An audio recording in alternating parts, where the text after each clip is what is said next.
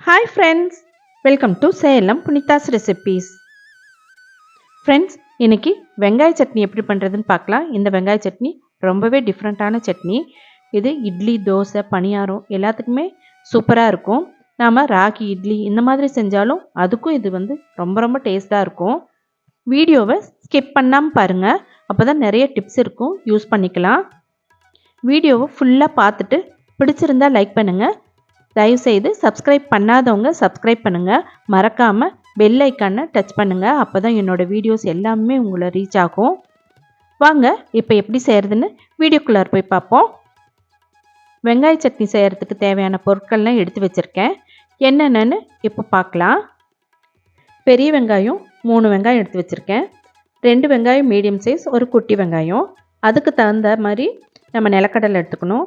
1/2 cup அளவுக்கு நிலக்கடலை எடுத்துகிட்ருக்கேன். இது வறுத்தது. நம்ம தோலெல்லாம் உரிச்சிக்கலாம். புதினா ஒரு 10 இலை, கொத்தமல்லி தழை 1/4 கைப்பிடி அளவுக்கு எடுத்து வச்சுருக்கேன். 2 பச்சை மிளகாய். இது கொஞ்சம் காரம் கம்மியாக தான் இருக்கும். நான் குழந்தைங்களாம் சாப்பிட்றதுனால நான் 2 தான் எடுத்து வச்சுருக்கேன். காரம் ஜாஸ்தி வேணுங்கிறவங்க இன்னொன்று கூடயும் எடுத்து வச்சுக்கலாம். ஒரு சின்ன துண்டு இஞ்சி, 1/2 டீஸ்பூன் அளவுக்கு புளி கரைசல், 1/2 டீஸ்பூன் ஆம்ச்சூர் பவுடர், 1 டீஸ்பூன் உப்பு, கடுகுளுத்தம் பருப்பு 1/2 டீஸ்பூன், 2 டேபிள் ஸ்பூன் அளவுக்கு எண்ணெய். இது எல்லாமே எடுத்து வச்சாச்சு. இப்போ எப்படி செய்கிறதுன்னு பார்க்கலாம். வெங்காயத்தை தோல் உரிச்சிட்டு வாஷ் பண்ணிவிட்டு இந்த மாதிரி கட் பண்ணிக்கலாம். நாம் இதை வதக்க வேண்டியதில்லை, அப்படியே மிக்ஸி ஜாரில் சேர்த்து அரைச்சிக்கலாங்க. இதை நம்ம வதக்கிறதுலாம் ஒன்றும் இல்லை. இது கூடவே தோல்லாம் உரிச்ச நிலக்கடலையும் சேர்த்துக்கலாம். இது கூடவே கொத்தமல்லி, புதினா, இஞ்சி, பச்சை மிளகாய், உப்பு எல்லாத்தையுமே சேர்த்து நாம் இந்த மாதிரி கோர்ஸாக அரைச்சிக்கலாம். அது கூட புளி தண்ணி, ஆம்ச்சூர் பவுடர் இதையும் சேர்த்துட்டு நல்லா நைஸாக அரைச்சி வச்சுக்கலாங்க. இப்போ தாளித்து ஊற்றிடலாம். ஒரு கரண்டியில் எண்ணெய் சேர்த்துட்டு கொஞ்சமாக ஒரு 2 பிஞ்ச் அளவுக்கு பெருங்காயத்தூள் சேர்த்துட்டு நம்ம எடுத்து வச்ச கடுகுளுத்தம் பருப்பை சேர்த்துக்கலாம்.